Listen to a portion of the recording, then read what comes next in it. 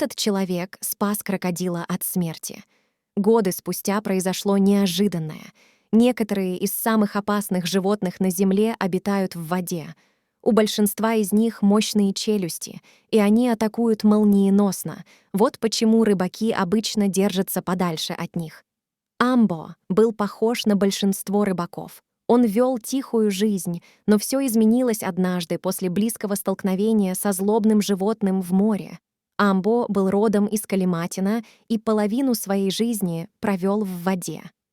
У него была старая деревянная рыбацкая лодка, на которой он каждое раннее утро выходил в море, ловя рыбу, чтобы отвезти ее на рынок в доках.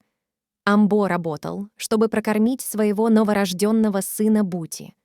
Каждая лодка, полная рыбы, помогала Амбо оплатить учебу в начальной школе. Он не хотел, чтобы Бути пришлось стать рыбаком, как он делал в молодости. Амбо работал в одиночку. Каждое утро ему приходилось готовить наживку и лески и выводить свою лодку в море, что было нелегкой задачей. Он жил рядом с рекой и держал свою маленькую лодку поблизости. Поэтому каждый день ему приходилось в течение 10 минут переправляться через узкую реку, пока она не впадала в спокойную часть моря. Одним тихим утром, когда он добрался до моря, оно показалось ему умиротворенным. Солнце все еще пряталось за горизонтом, когда Амбо подплыл к одному из своих любимых мест. Он оказался там раньше всех остальных рыбаков, и ему это понравилось. Но если бы он знал, что ждало его в воде в тот день, он, возможно, вообще никогда бы не сел в свою лодку. Амбо вырос на островах Бентон, которые на его глазах за всю его жизнь превратились в маленький город.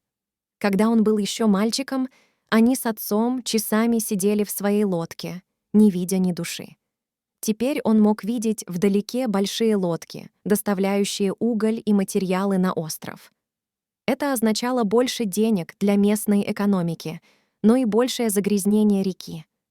Многое изменилось, но он старался, чтобы это его не беспокоило. Амбо все еще чувствовал связь со своим родным городом через рыб и животных в море. Даже в свои выходные он ходил купаться к рифу и высматривал новую рыбу. Он обнаружил, что самые удивительные животные приходят к вам, когда вы даже не смотрите. После того, как Амбо остановил свою лодку и закрепил леску, он был готов задрать ноги и наблюдать за восходом солнца. Но у него было не так уж много времени, чтобы расслабиться. В воде было что-то такое, что должно было изменить его жизнь. Одна из его лески внезапно дернулась влево. Амбо выглянул за борт лодки и подумал, что это, должно быть, была большая рыба. Но он увидел, как под лодкой промелькнула чья-то тень, слишком заостренная и крупная для рыбы. Когда тень потянула за леску, она вскоре потянула за собой удочку, которая полетела в воду следом за ней. Амбулатор был слишком медлителен, чтобы среагировать, и не смог вовремя схватить его. Его лодку раскачивало из стороны в сторону, и он пытался удержать ее. Как раз в этот момент из воды выпрыгнуло массивное зеленое тело. В промежутках между всплесками воды Амбо увидел, что у него зазубренные заостренные зубы, и даже кожа казалась острой. Он понял, что это был крокодил. Он и раньше видел крокодилов на мелководье, но никогда так далеко от болота. Амбо также заметил, что это был не совсем взрослый крокодил, возможно, около 3 футов или 1 метра в длину. И пока оно извивалось в воде, он увидел, что в его пасти застрял большой пластиковый пакет. Когда животное попыталось разомкнуть челюсти, казалось, что оно задыхается. Недолго думая, Амбо прыгнул сверху на опасного крокодила и начал открывать ему пасть руками. Они вдвоем плавали над водой и под ней, пока маленький рыбак боролся с хищником. Но годы, проведенные в плавании на лодке по реке, сделали Амбо сильным. Всего через несколько секунд он смог вытащить пластик изо рта крокодила, спасая животное от неминуемой смерти. Затем он оттолкнул крокодила ногами, чтобы дать себе достаточно времени доплыть обратно до лодки. Крокодил повернулся лицом к Амбо, и они оба на мгновение застыли. Животное быстро уплыло вдаль. Амбо забрался обратно в свою лодку, отжал мокрую одежду и не мог поверить в то, что только что произошло.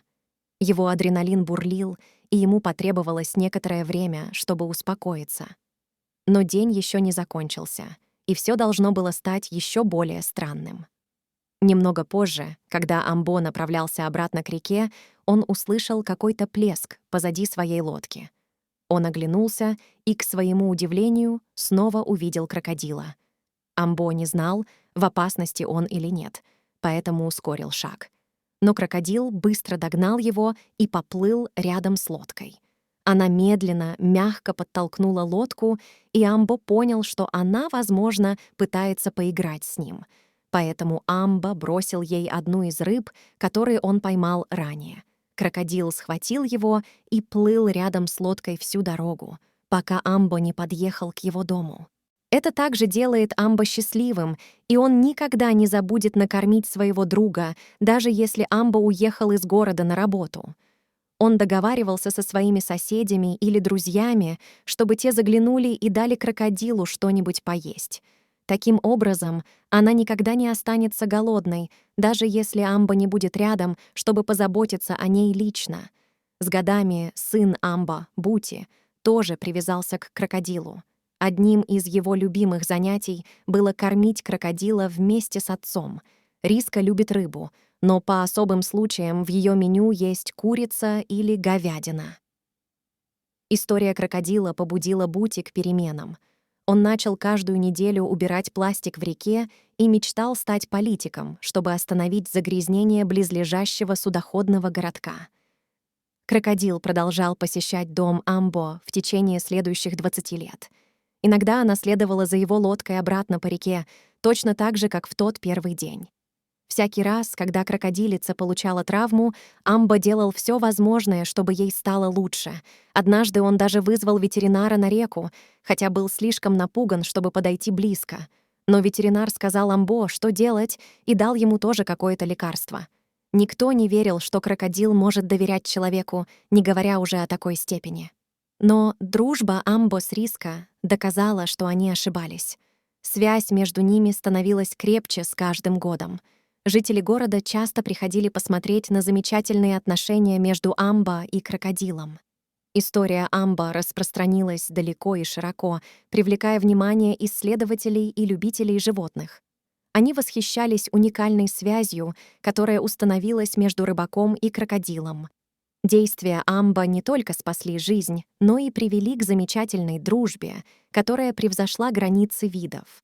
Новостные агентства опубликовали историю Амбо и Риско, представив ее как символ сострадания и невероятной связи, которая может возникнуть между людьми и животными.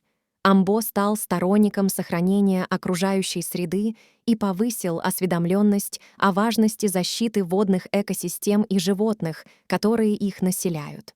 Шли годы, Амбо становился старше, но его преданность Риско никогда не ослабевала. Он продолжал заботиться о ней, обеспечивая ее благополучие и безопасность.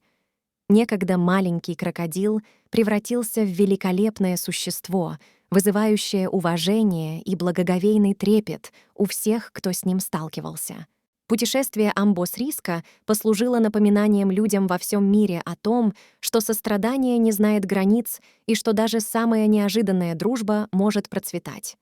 Их история вдохновила других взглянуть за пределы различий и воспользоваться силой сопереживания и понимания.